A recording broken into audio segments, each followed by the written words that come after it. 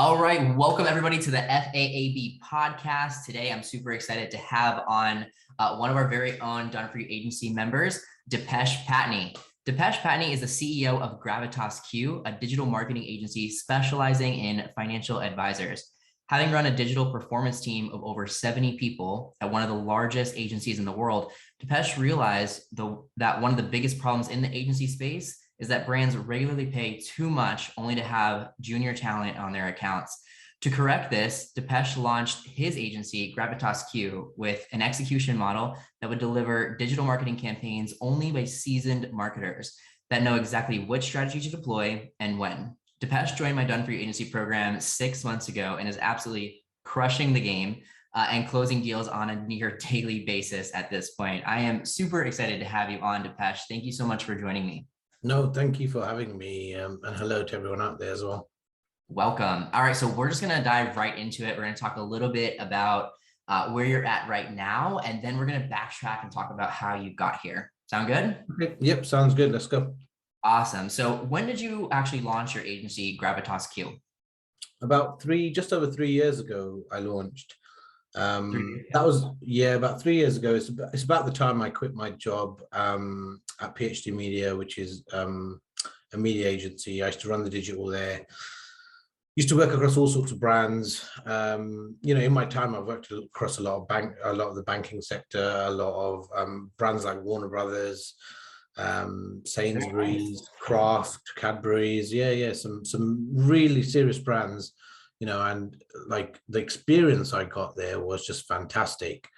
But I think that time comes, like, especially if you're quite entrepreneurial, that niggle comes in your head, and you kind of can't avoid it anymore. And that made me realize that it's time to give it a shot, do my own thing.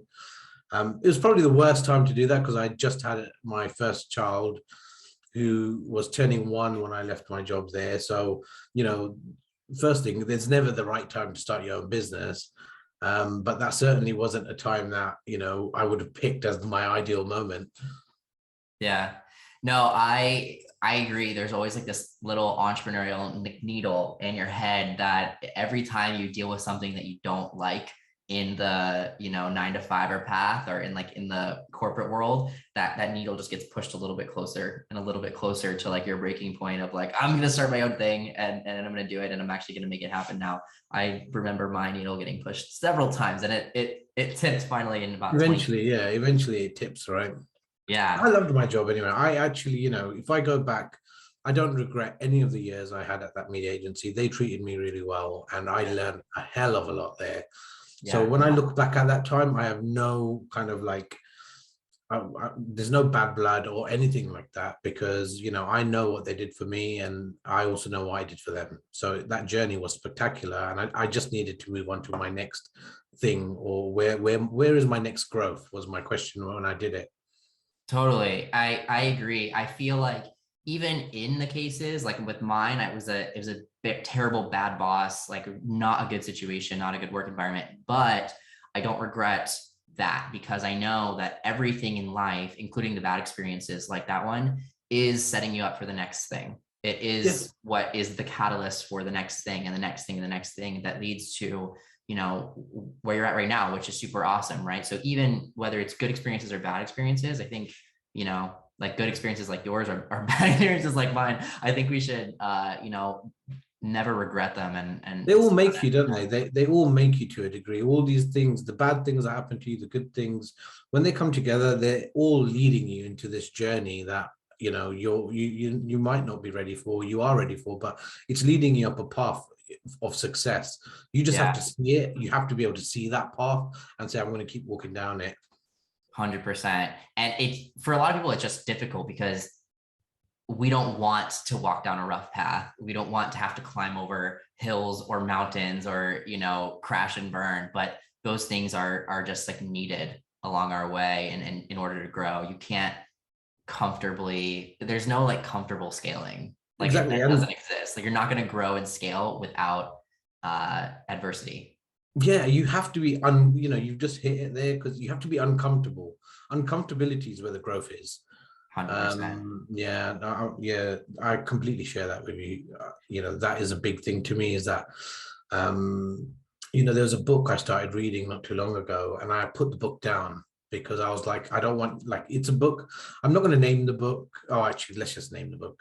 Yeah, Right? why not? In the book. Yeah, let's name it. Right. So it's a book called How to Change the Habit of Being Yourself. It's by Joe Dispenza. I'm reading it right now. Oh, I are actually you? was reading Okay, it fine. last night.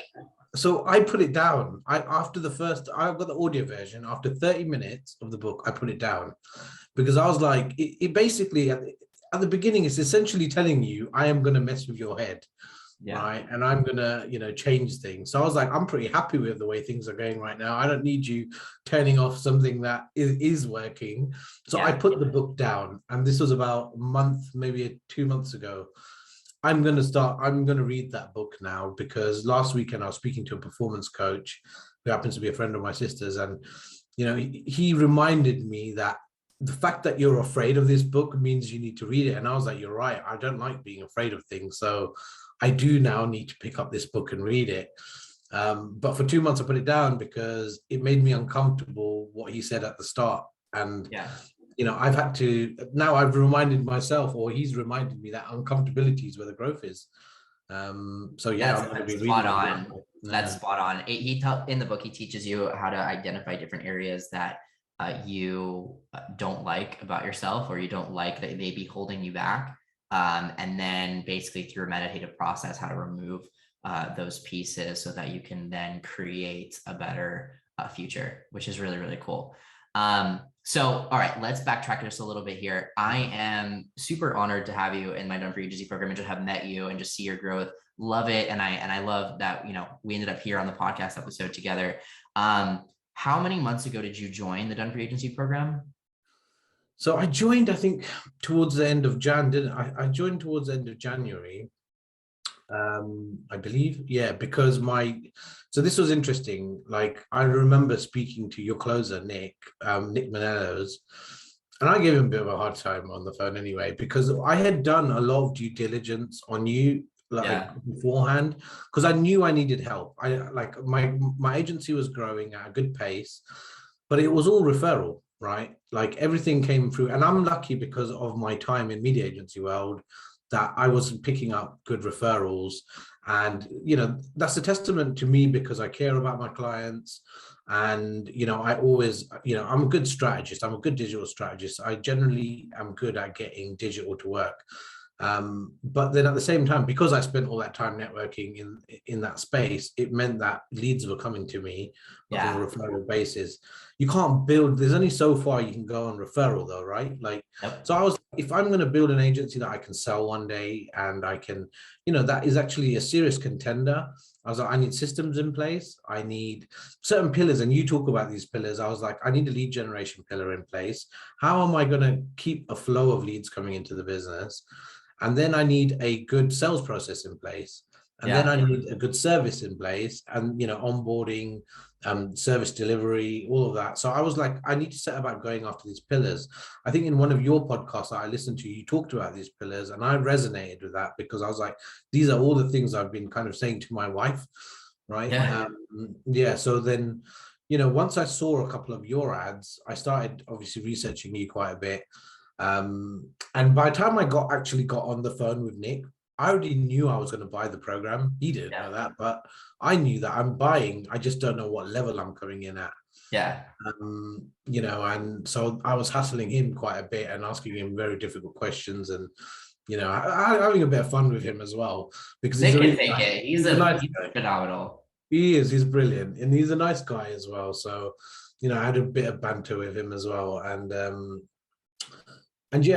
like, for me, I came in at elite level because, Nick was saying, based on all the technical experience you have, you're actually probably better off at the middle package. And I said to him, well, look, you know what? I need help. Right now, for me at the time, I had some money, and I was like, I've got enough for the elite package. And and the valuable lesson I learned was that time is what's not my friend at that minute, right? Because you get to a point where you realize that time is more valuable than money. You've heard people say it, but you only get to that point when, you know, you've got clients, you've made a right mess of your infrastructure, and you're just really busy all the time. So that made me say, I told Nick, I'm coming in at the top level, simple as that, because I want your best service, and I want the help that you're offering at that stage. And I wanted to get a closer on board to help with the sales, all of that stuff. So, you know, that was it was an obvious decision to me after I'd done my due diligence. And I heard the genuineness in your voice, and like the way you carried yourself on some of your YouTube videos, on some of your podcasts. And, you know, that's I hold myself at a high level of integrity. Like, for me, integrity is important.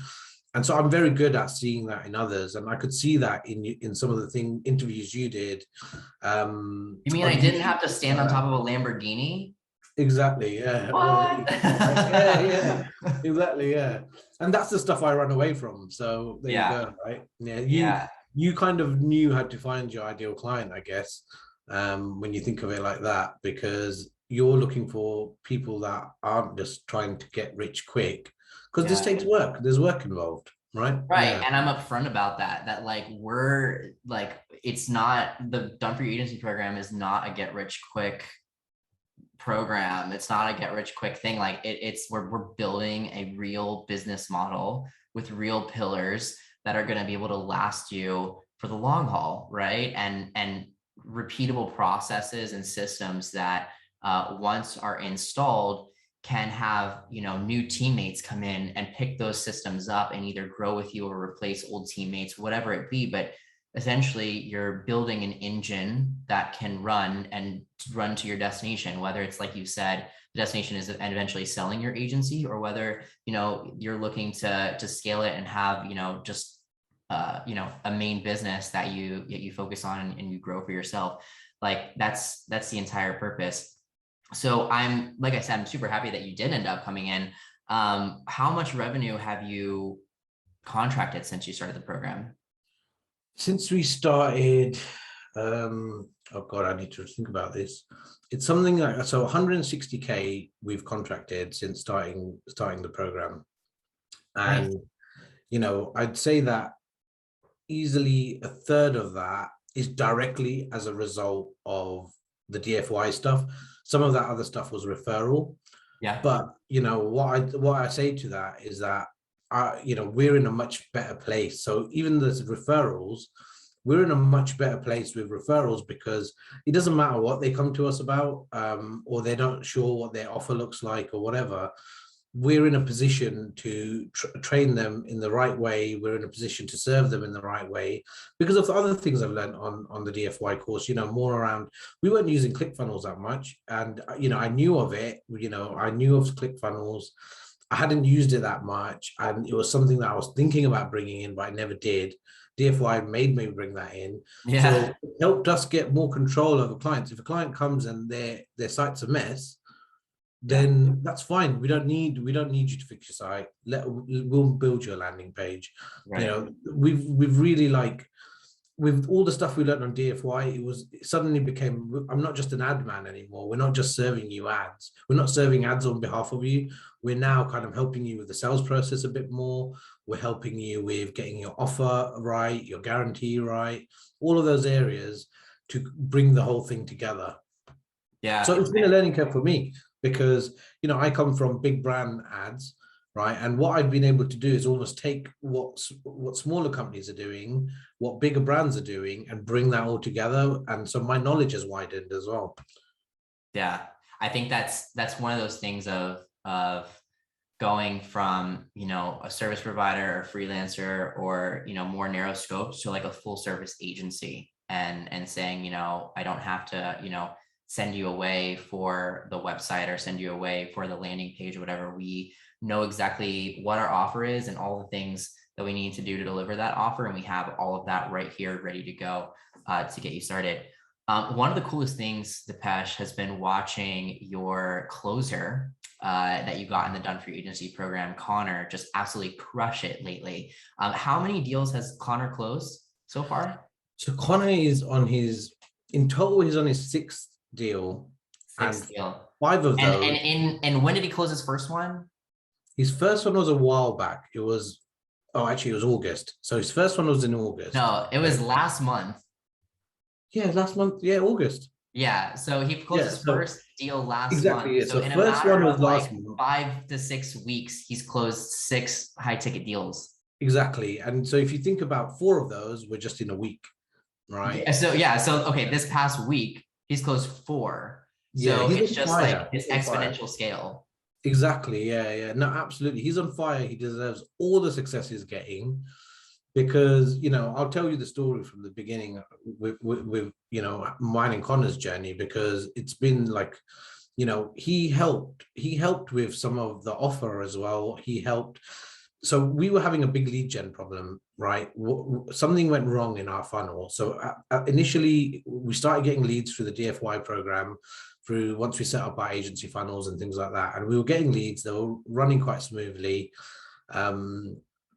And then something went wrong in the Wufoo forms or whatever. Like suddenly the pixel got all messed up. The Facebook pixel got all messed up because there was a blocker on the funnel. Yeah. And then after that, we just couldn't fix whatever we tried. And Jane was helping. And whatever we tried, we just couldn't get leads to come into the funnel anymore. And we're running ads, we're wasting money, all sorts went wrong. And so then I started trying out, I was already doing the cold calling, which I stopped because at the time, like cold calling is great. I just didn't think it was right for our agency. I was much keener on getting the Facebook right and more of the social outreach. So we brought the social outreach onto the scene, and that started generating some leads for us again. And while all this time, the funnel just wasn't working. And then, obviously it was frustrating for Connor. Connor had come on. We had lost one closer already, but he wasn't the right closer for our business. Yeah. And, I think me and you have touched on this before, that this closer was a little bit set in his ways. He wanted to, it was kind of his way or the highway. And so it was very hard to train him on our agency, the service we're offering, what's important to us, the ethics behind, Ego is the worst thing ever to have in a closer. I absolutely going on about this last night on our coaching call, but when there's too much ego on a closer, it doesn't work out. You have to have someone that doesn't have a big ego, is willing to learn, is willing to really adapt onto the offer, and wants to just fully dedicate themselves to it. Yeah, exactly. And then obviously up step Connor, get an introduction to Connor, and I'm like, who is this kid? Right? He looks about 17. Yeah.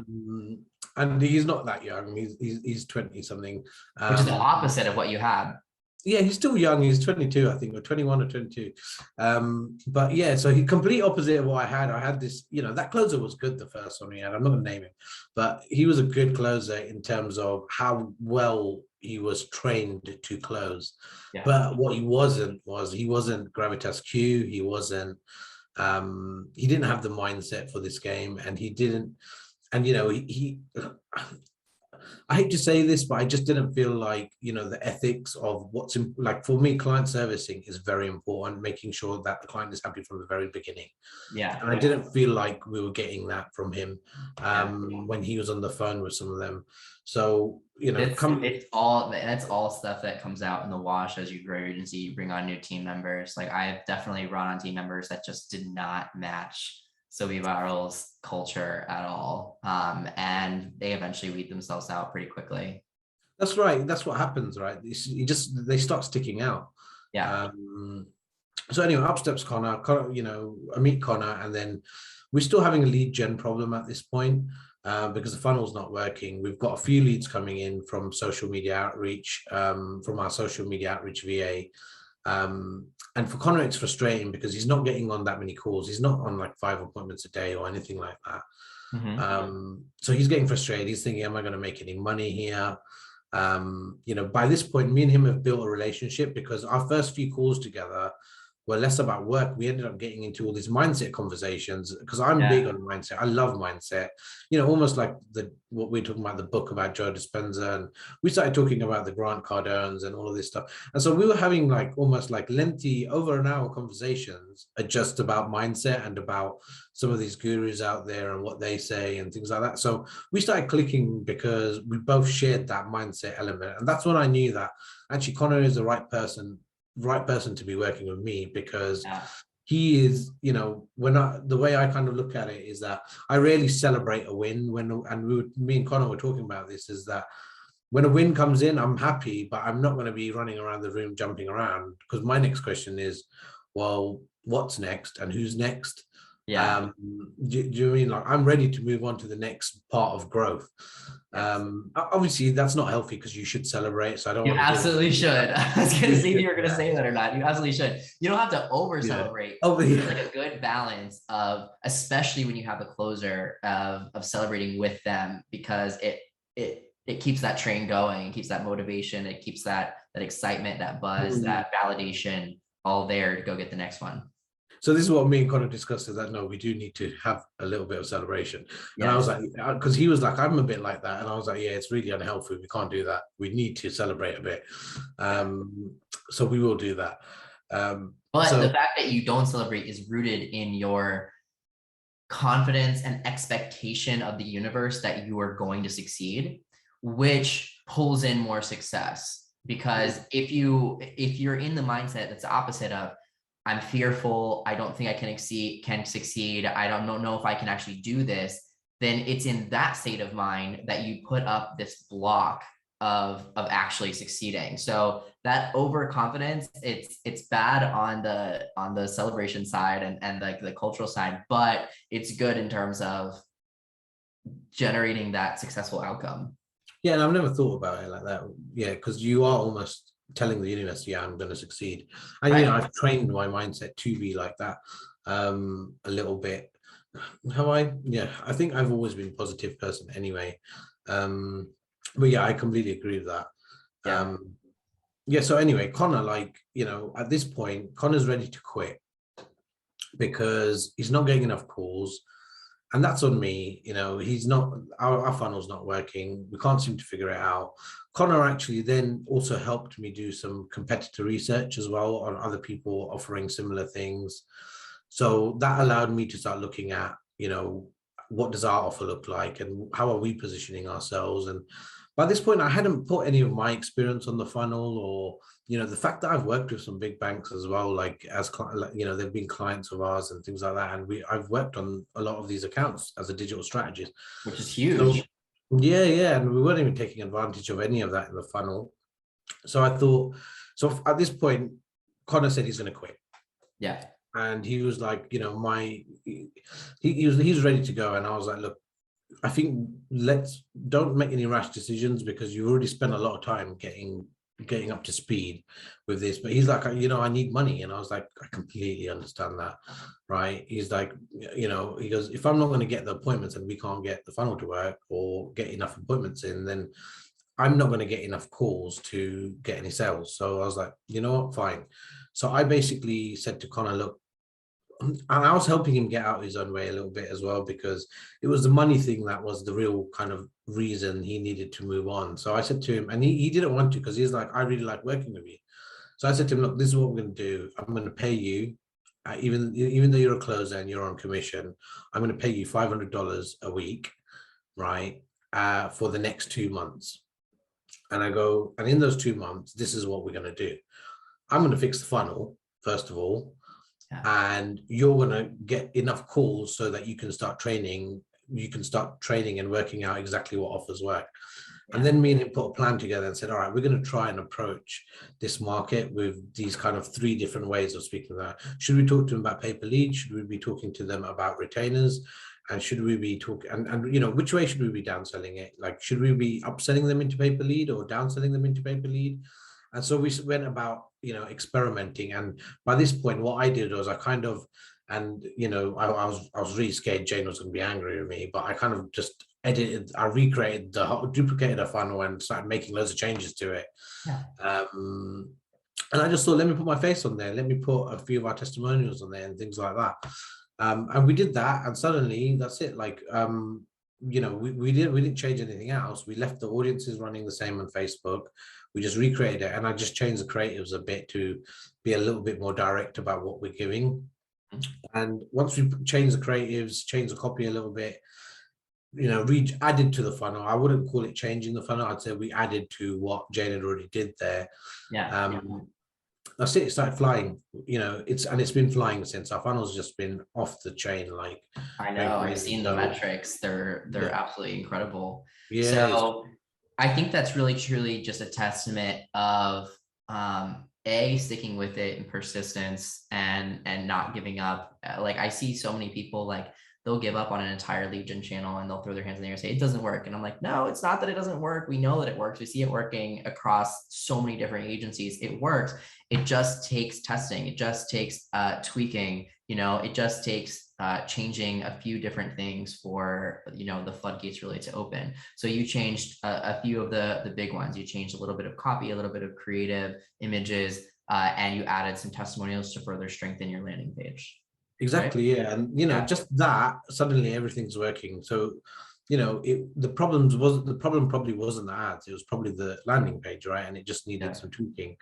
But all of that coming together is what suddenly started bringing all the appointments in. Now Connor's got a full book. I'm still paying him as almost like an employee style. He's not closing anything, right? So now I'm kind of like, and he was under the assumption he's going to have a 50% close rate, right? And so 50. yeah, he was under the assumption he's probably getting there now, but he was under the assumption he's going to have this 50% close rate, and he's young, right? So I was like, okay, let's see, Connor. Yeah. And that just didn't work out for him. That didn't work out for him at all. And No. I was sitting there, I wasn't annoyed. I was like, this thing, it's a process. He Yeah. has to figure out what works as well. So I was encouraging him to test different styles and things like that on closing. And then he was getting frustrated. And he's such a good guy. He even said to me, he was like, man, I haven't closed anything. He goes, so if I close anything the next few times, then I don't want a commission on it, right? Because I feel like I'm using up all your Facebook ad credit. Yeah, and that's how much he had bought into GravitasQ and bought into working with me. And I was like, well, we're not doing that. I was like, when you sell, you get paid. I was like, if I run out of loss, that's fine. We'll figure that out later. Yeah. But the fact that you're saying that to me, I know that you're on the right path. Yeah. So you had the lead gen bottleneck, which most people experience in some way, shape, or form. If it's not your funnel or your ads, it's your VA or it's your Ulink campaigns, or it's something like we all experience a lead gen bottleneck. Exactly, yeah. And you experienced that, you overcame it on your funnel, and leads started flowing through. Now you hit your second bottleneck, which is sales, and it's typically this is the exact path that so many others follow. And now that your lead gen is all tuned in, you have sales, and it's making sure that the sales are actually converting. So they weren't right from the start, but now he has the call volume. So what did Connor change to overcome that sales bottleneck? Okay, so what we started doing, there's a couple of things. So Eric, we started booking in calls with Eric. Because Eric, for those of you guys listening, Eric is one of our DFY coaches, and he specializes in sales. Yeah, Eric De Jong, he's fantastic, right? First of all, he's also been my go-to, like in most situations, because I had a few calls with him at the start, and for me, he really offers great advice. He's very level-headed in his thinking, and he's just got so much sales spill. Like he just knows how to deal with lots of different situations. So for me, like Eric kind of became my, Jane. I'm all like weekly. I want to call with her, because she's very valuable. She's a very valuable part of your team. Yeah. And then Eric, who I obviously was spending a lot of time with as well on the one-on-one calls. He really helped us, and he was like, yeah, let's get your closer on a call as well. So Connor started jumping on the call, and he had about 2 or 3 calls with Eric, and Connor was coming out of those calls. I remember the first call, because the first call Connor was a little hesitant, but Eric won him over in that call. So Eric won him over in that call because, and I understand from Connor's point of view, because he was a bit frustrated as well with all the leads and stuff he had. And then after 3 calls with Eric, and then I started doing the other thing I started doing with Connor, and we've talked about the offer and the service lots of times, but we started role play like last 2 weeks ago. I think we started we did a bit of role play, and that role play we learned, we learned a few things that, what Connor could be like. Connor realized that actually his discovery could probably penetrate a bit more than what it was. Like, he was probably asking, some of the questions he was asking were like, okay, so why do you need leads? And I was like, let's scrap that question. They've booked a call because they need leads. Let's not antagonize them. Let's get to the point, because we know they want leads if they've booked the call with us. So let's not spend too much time on that. Let's focus more on the other parts of, where they need to get to, right? How leads helps them, and, understanding their business a bit more. So once he kind of, after that day, that's it. Connor's been on fire. After that role play we did, and, the sessions of Eric, he's just been completely firing on all cylinders. And I asked him as well, like last week, I said to him, look, in the last 3 months, what have you learned? Like, I was like, I'll tell you what I've learned, and you tell me what you've learned, right? And I was like, forget all the sales. What have you learned? And he's like, first of all, he's like, the fact that you paid me to keep me, and that's because you saw potential. And he goes, that's pretty crazy. People wouldn't do that, right, with a closer. And I said to him, the reason I did that was because it was ineffective to go get another closer, start training them, and getting rid of somebody you click with just doesn't make sense. People are an important part of a business. So when you have somebody like Connor, who hasn't quite, like, who's kind of on his uphill journey still, he's on that curve, isn't he? That learning curve. If you're just like, in a way, the reason I paid him was because I needed to help him get out of his own way by him rushing off somewhere else. Take that stress, that ticking time clock in his head off, and let him focus on closing. Yeah, exactly. And the other thing is patience. Everybody doesn't talk about it. Like, even when you see a lot of these gurus on YouTube or on stage or whatever, how many of them ever talk about patience? Since I started this business, like, I've learned that if you're patient, then things just start coming into you, right? You have to have patience. Everything is a process. Patience and persistence. Absolutely, yeah. You don't just quit at the first or second or third or any hurdle. You keep going, because if you keep going, the gold is at the end. And so I'll be honest with you, I was getting a little, like, towards the end, when we were still struggling with sales, even I was like, oh, have I made a mistake here? Is Connor the wrong person? Am I wrong in thinking Connor's the right person? But, I'm so glad that, that it wasn't a mistake. Number one, I'm so glad that it's him, because he's now become a friend, and and we provide energy to each other. So all of that has made the whole thing worth it. And it literally just came down to patience, a little bit as well. The deals were going to come. It's patience, persistence, not giving up, and believing in yourself. And honestly, like, doing the work, actually going in and seeing what needs to change, and testing different things, right? Because ultimately, what was standing in between you and then and where you are now was very little. If you think about it, a testimonial, a slightly different creative, and a few coaching calls with our sales coach. Yes, and a role play session. That's all that was standing in between you then, where your closer is considering having to leave because it's not working, and you have this fear versus, and there's just a little amount of things on the other side, and it's flowing, and now you're closing like what seems like a deal every day. It was really small things, right? But things that, it's quite easy to be lazy about changing those things, right? People also don't realize that it is just tiny little things. Like, they naturally assume on the other side of these bottlenecks, because everyone experiences bottlenecks. I have never met a business owner that just launched a business and was just massive hit success from day one. Money just flows, nothing happened, nothing wrong happens, nothing has to work over. Like, there are always bottlenecks, and we can, in the agency space, we've kind of figured out where the bottlenecks are. They align with the pillars perfectly. There's lead gen bottleneck, there's sales bottleneck, and then there's fulfillment bottleneck. You got to get leads, you got to convert them, and then you got to provide a good service to those clients. And that's it. Those three pillars are the same three bottlenecks we experience. So once you can get over those, and you know how to fix the problems that step into your way on that journey, then, we know basically the path that it takes. But what's so cool about your story is, you're highlighting these bottlenecks that you encountered, and you're highlighting exactly what it took to overcome those bottlenecks. And what's so crazy is it's just these tiny little things, right? A slight adjustment to the funnel, a slight adjustment to creative, and really leaning in on coaching, bringing in your closer to have a little bit of direct sales coaching and also some role playing, and then boom, the sales start flowing. I think oftentimes people think that there's a lot more to overcome than there really is. Yeah, exactly. And you have to bring the two worlds together with your closer. You have to bring his abilities and your services together, and that takes work, it takes conversations, it takes training. Like those things have to happen. The smarter Connor gets with the service, the better he's selling, because he's now taken all his closing skills and he's building, and his discovery skills, and he's building all of that in with everything he knows about the product.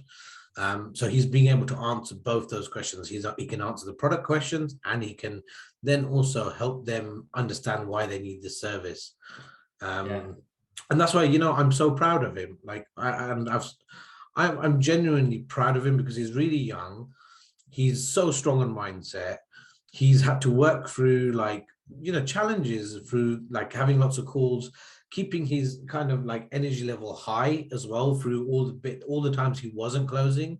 And when he was close to a sale, he'd be like, I'm really close on this one. And then that wouldn't happen. And, for me, the main thing was that just keep Connor motivated, but he's so good at motivating himself. And that it's you don't see that in people that young, right? Hitting all these roadblocks and then just powering through them. And that's what Connor did. And so I'm as a friend, I'm very proud of him, of what he's achieved. So I know that he's going to do big things. He's absolutely going to do big things. If he's doing this much at this age, he's primed for a very massive future. So with all this rapid growth, where are you at on your client base now? How many clients do you have? So we're at 17 clients. Nice. And growing. Well, 18, because we signed one yesterday. I was going to say, didn't you close one yesterday? I think we're 18 now. Yeah. So 18. And I think there's more coming. There's definitely, I'm confident there's going to be more coming. For us now, we need to make sure our infrastructure is good. And, for me, the most important thing, in all of this is that it's not just about making money. It's about, I want to make sure all the financial advisors that come to GravitasQ have a really strong experience. And then the other thing is we want to build a bit more of an ecosystem around supporting them and, helping them so that they're making money. Because we know the lead gen works. We've already proved that on, some of the earlier clients we got. So the lead generation does work for financial advisors. The program works. We know that. We know what it also takes for them. There is work their end, no different to the DFY, like how there's work our end. For the financial advisors, there's work their end. So it's important that we support them and we help them get to a state where they're actually coming out the other end, saying that they're successful. So that's really important to me. And that's what we want to build, because, that's the core aim now for GravitasQ, especially in the US and Canada, is we want to make sure that these financial advisors that join our program are successful, so they stay with us, because we don't want to be looking for business all the time. We want to be looking for business and having a good customer retention rate. That's where true sustainability comes from, right? So for me, we're just looking at how else can we help them. What other things can we tag on to the lead generation product as well? 100%. So 18 clients now. And what's your estimated revenue for this year going to be? So this year we're estimating $500,000 turnover this year. That's awesome. Dipesh. $500,000. Absolutely. Well, actually, $500,000. Yeah, correct. Yeah. I have to figure that out a little bit, because actually it might be closer to £500,000. I've got to do, this is a weakness of mine. I need to do the numbers a little bit, but I'm certain we'll be hitting $500,000. That's for sure. So yeah, it's all on the up. But for me, what I've got from you guys is all this extra bags of knowledge. And like systems, I've got systems in place. I've got my own CRM systems in place. I've got the whole ecosystem of my agency working together. And you know what? Up until I joined your program, I spent more time working on my clients and I did no work on my agency. Apart from have a website, I did no work on the growth of my agency. Now, because DFY literally made me work on my agency. And how important is that as a business owner? Like, you're actually building a brand for yourself, rather than, obviously my clients, I want to build their brands, but the fact that I'm also doing the same for myself now, it's almost like the car mechanic who never fixes his own car. Yeah. Yeah. That's So big in the agency world. It's huge. I find agencies all the time that they dedicate themselves fully to their clients, or agencies or freelancers, all both the same, dedicate themselves fully to their freelancers, but then like they are letting their own shop kind of crumble, and they have a hard time marketing themselves and their own agency, which is like the biggest irony of the space. yeah, exactly.